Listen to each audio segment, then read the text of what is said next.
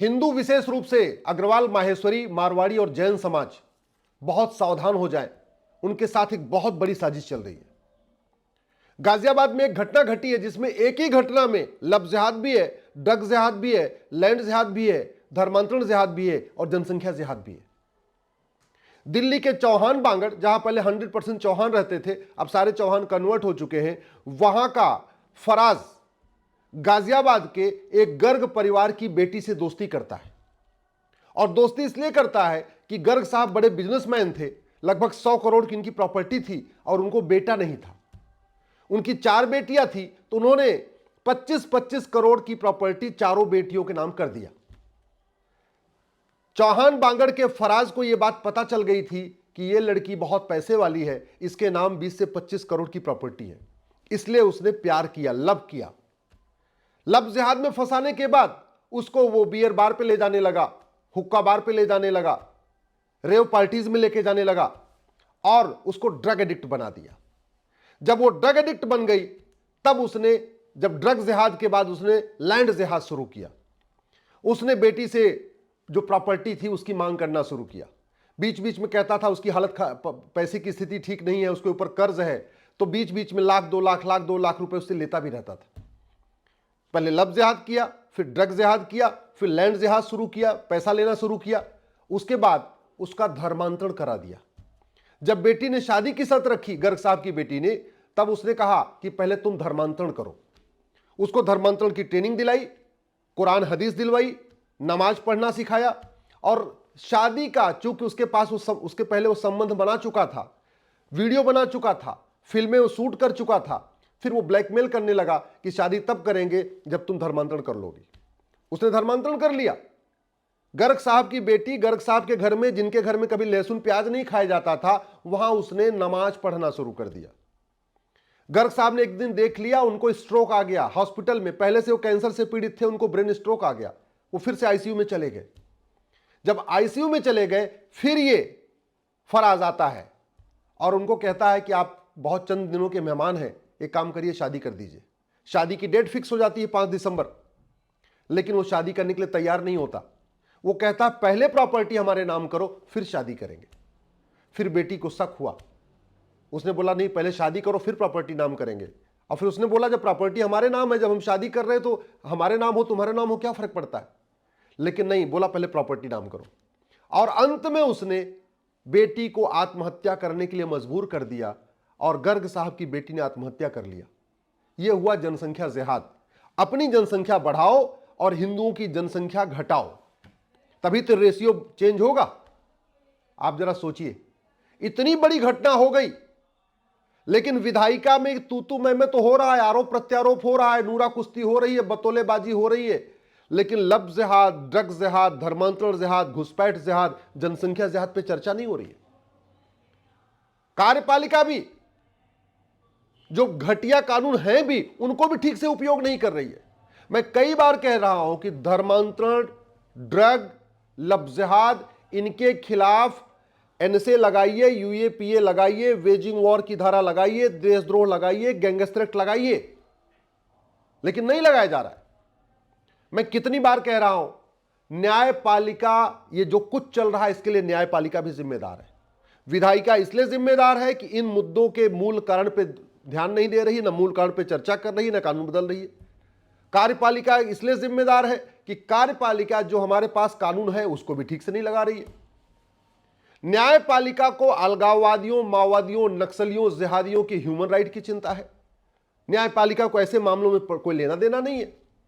उनको तो लगता है ये सब राइट टू लाइफ का मामला है, उनको तो लगता है धर्मांतरण भी फ्रीडम ऑफ रिलीजन का मामला है। और इसके लिए खबर पालिका भी जिम्मेदार है, जो सुबह से लेकर शाम तक ब्रेकिंग न्यूज तो ढूंढ रही है, सुबह से लेकर शाम तक टीआरपी के लिए लगी हुई है, लेकिन यह नहीं देख रही है कि भारत के 9 राज्यों में हिंदू क्यों खत्म हो गए, भारत के 800 जिलों में से 200 जिलों में हिंदू क्यों खत्म हो गए, भारत के 6000 तहसीलों में से 1500 तहसीलों में हिंदू क्यों खत्म हो गए, भारत के बॉर्डर पे जो 300 तहसीलें हैं वहां की डेमोग्राफी क्यों बदल गई। इसकी चिंता न विधायिका क्यों है, न विधायिका को है, न कार्यपालिका को है, न न्यायपालिका को है, न खबर पालिका को है। भारत की डेमोग्राफी लव जिहाद, लैंड जिहाद, धर्मांतरण जिहाद, घुसपैठ जिहाद, जनसंख्या जिहाद के कारण बदल रही है, लेकिन नेता, अभिनेता, लेखक, बुद्धिजीवी, पत्रकार, कलमकार इस तरीके से दल गुलाम हो चुके हैं कि इस पे खुल के बोल नहीं रहे। यूट्यूबर भी केवल और केवल अपनी आइडियोलॉजी के हिसाब से, अपनी पॉलिटिकल पार्टी की आइडियोलॉजी के हिसाब से चल रहे हैं, लेकिन सच्चाई को नहीं दिखा रहे। जानते हैं, फराज तो एमबीए था, इसका भाई कासिफ वकील है दिल्ली हाई कोर्ट का, उसने भी पूरी मदद किया इस पूरे जिहाद में। उसकी मां ने भी पूरी मदद किया इस पूरे जिहाद में। उसकी बहन ने भी पूरी मदद किया इस पूरे जिहाद में। दो उसके और दोस्तों ने पूरी मदद किया इस पूरे जिहाद में। कितना बड़ा खतरा है, हमारे सामने अस्तित्व का खतरा है। इसके बावजूद न इसकी मूल कारण पे बात हो रही है, न अस्थायी समाधान पे हो रही है। मूल कारण है वो सोच कि हमारी संख्या बढ़नी चाहिए, बाकियों की संख्या घटनी चाहिए, और उस सोच को हम खत्म नहीं कर रहे। वो जो पाक नापाक की सोच है, हराम हलाल की सोच है, उस पर चर्चा ही नहीं हो रही है। ऊपर से ये माइनॉरिटी और बने हैं, जितने लब जिहादी हैं, जितने ड्रग जिहादी हैं, जितने घुसपैठी हैं, जितने धर्मांतरण कराने वाले जिहादी हैं, जितने जनसंख्या जिहाद करने वाले हैं, ये सारे माइनॉरिटी का फायदा और ले रहे हैं। क्यों फायदा ले रहे हैं? हमने माइनॉरिटी को डिफाइन नहीं किया। क्यों इनका सारा खेल चल रहा है? हमने इनके ऊपर कठोर कानून नहीं लगाया।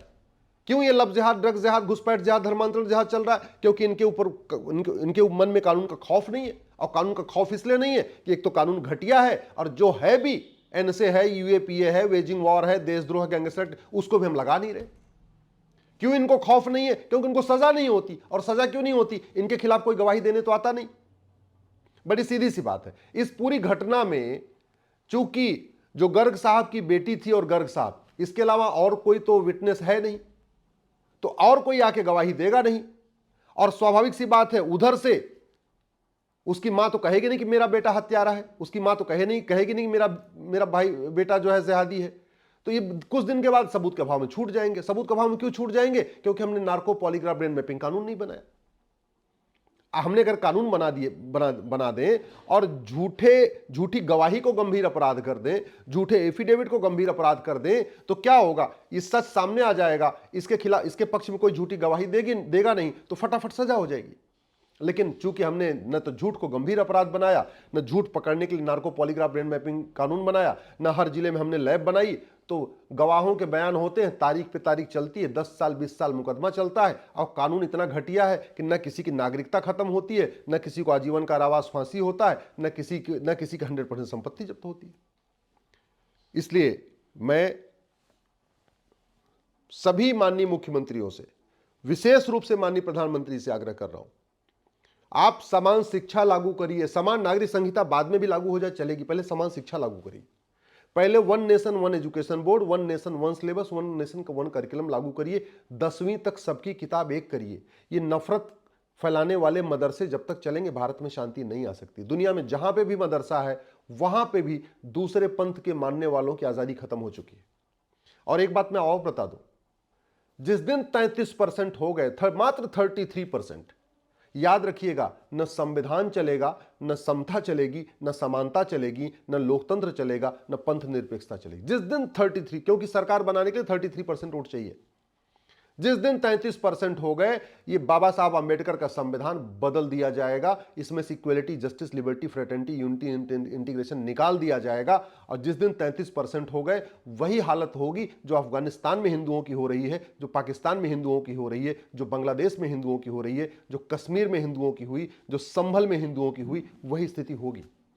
और ये स्थिति इसलिए तेजी के साथ बदल रही है क्योंकि लब जिहाद पे हमने कठोर कानून बनाया नहीं, धर्मांतरण जिहाद पे हमने कठोर कानून बनाया नहीं, घुसपैठ जिहाद पे हमने कठोर कानून बनाया नहीं, जनसंख्या जिहाद के खिलाफ कठोर कानून बनाया नहीं, ड्रग जिहाद के खिलाफ कठोर कानून बनाया नहीं, तो ये जिहाद बढ़ता चला जा रहा है। इसलिए मेरा आपसे निवेदन है, इस वीडियो को सुनने के बाद इसको शेयर करिएगा, अधिक से अधिक शेयर करिएगा, क्योंकि जिस तरीके से ये पूरा मामला बड़े ऑर्गेनाइज तरीके से चल रहा है, अगर नहीं रोका गया तो जो आज बांग्लादेश में हो रहा है ना, यही कल को पूरे भारत में होगा।